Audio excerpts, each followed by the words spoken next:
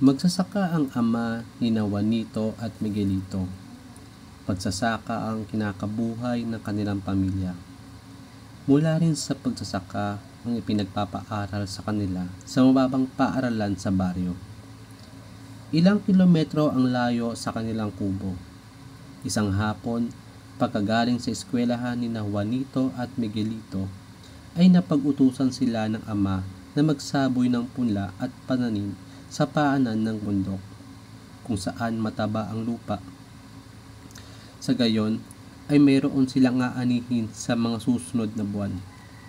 Ilang araw nang may sakit ang kanilang ama, at hindi ito nakapagtatanim sa bukid. May nakahanda na 2 tig-kalahating sako para sa magkapatid. Padabog na kinuha ni Miguelito ang kalahating sako ng punla at pinasan ito.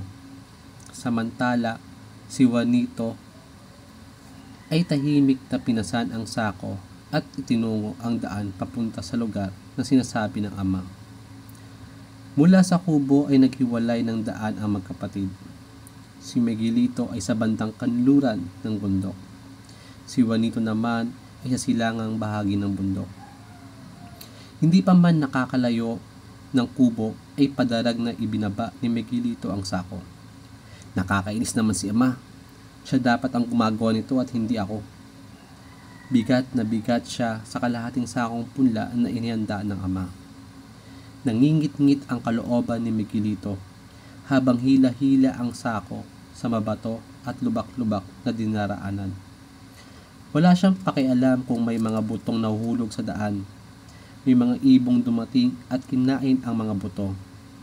May mga buto namang nahulog sa ibabaw ng batuhan. Mababaw ang lupang naroon. Ang iba namang buto ay nahulog sa lupang maraming tinik. Nang malapit na siya sa paanan ng bundok at tatawid na lamang sa ilog, ay tinignan niya ang laman ng sako.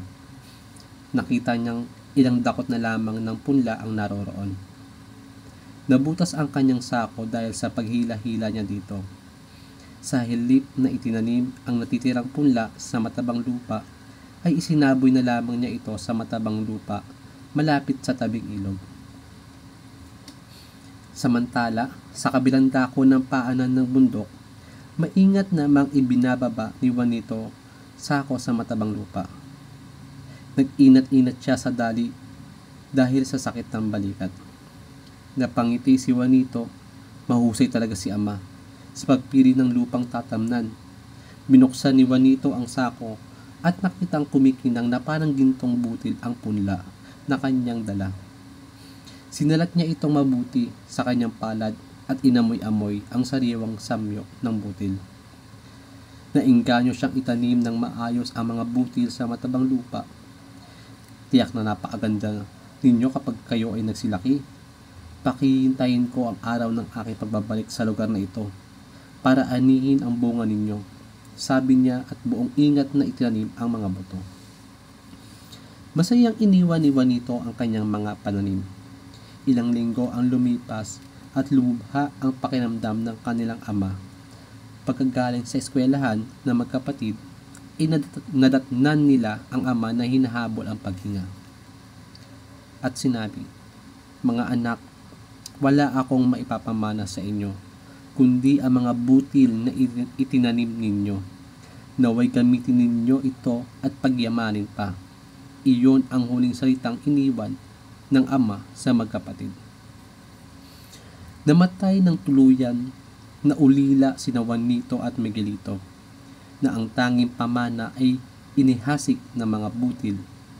Nagalak si Miguelito dahil alam niyang maaaring maibenta ang mga bunga ng butil na kanyang itinanim. Samantalang tahimik na nagnilay si Juanito dahil sa pagkamatay ng ama. At dumating na ang anihan. Lubos ang kagalakan ni Miguelito dahil sa wakas ay babalik na siya sa paanan ng bundok para anihin ang mga itinanim. Ang bunga nito'y magiging pera sa oras na maipagbili niya sa palengke ang pananim. Parehas na daan ang tinahak niya noong unang pumunta siya para magtanim. Madaling tumubo ang mga buto sa may batuhan. Ngunit mababaw ang lupa, hindi ito nagkaugat. Nang sumikat ang araw, natuyo ito sa matinding init at agad na namatay ang pananim. Ang mga buto sa may tinikan ay tumubo naman, sapagkat mataba rin ang lupa ay tumubo ang mga butil na hindi sinasadyang nahulog dito. Ngunit kasabay ng pagtubo nito ang paglago rin ng mga damo at tinik. Sinikil ng makapal na tinikan at damo ang mga binhing buto na naging dahilan ng hindi nito paglago, hanggang sa unting-unting namatay ang pananim. Wala ring naging bunga ang ilang butil na nananatiling buhay sa tinikan. Ang ilang dakot ng butil na isinaboy ni Miguelito sa tabing ilog ay inagos lamang nang tumaas ang tubig. Walang naani si Miguelito at umuwi siyang bigo, makaraang makita ang nangyari sa kanyang mga butil na inihasik.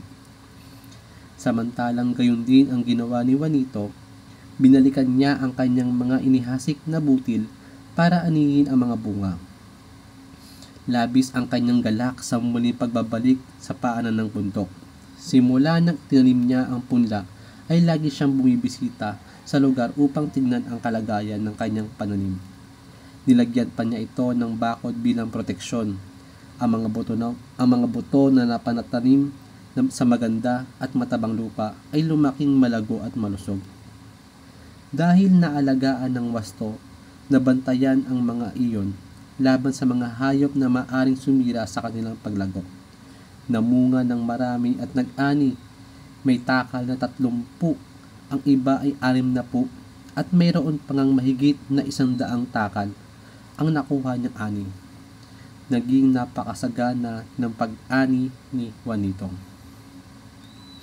Ano ba ang lesson na matutunan natin dito? Ang tunay na anihan, ang biyaya ng Diyos, ay nag-uumapaw sa bawat puso ng tao. Kung magiging matabang lupa lamang ang ating mga kalooban sa bawat pagninilay na itinatanim dito, aalagaan upang mamunga ng marami at ng ating maipamahagi sa ating kapwa. Ang puso natin ay hindi dapat matulad sa isang lupang batuhan na pagkatapos marinig ang salita ng Diyos ay hindi isinasabuhay at kinalilimutan na ang ganap. Huwag ding pamarisan ang lupang tinikan at madawag. Kung maaari, ang problemang dumarating, ibig sabihin ay maraming gawain na dapat gampanan at higit na dagdagan ang panahon na dapat palaguin at payubungin ang pananampalataya. Dapat tayong maging matabang lupa sa pagtanggap ng salita ng Diyos, matyaga at may paninindigan upang lumago ang pananampalataya sa salita na inihasik sa puso ng tao.